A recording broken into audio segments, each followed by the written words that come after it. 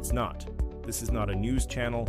This is a system breakdown. I've spent over 20 years designing franchise systems. And when I see this robot, I don't see technology. I see the future of franchising. In manufacturing, robots remove human inconsistency. In franchising, inconsistency is the #1 killer. From a franchise system perspective, robots don't replace people.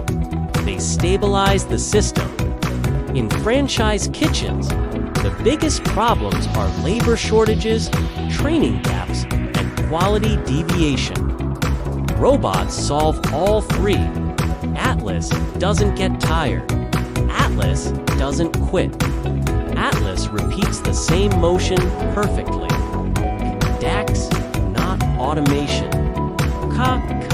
Scoot, that's sustainability.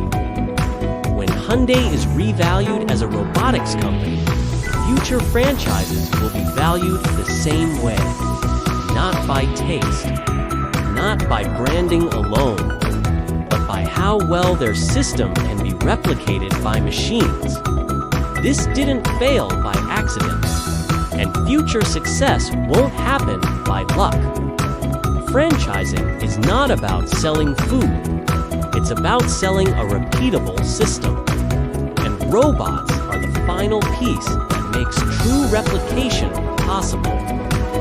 This channel is about real franchise experience, not theory.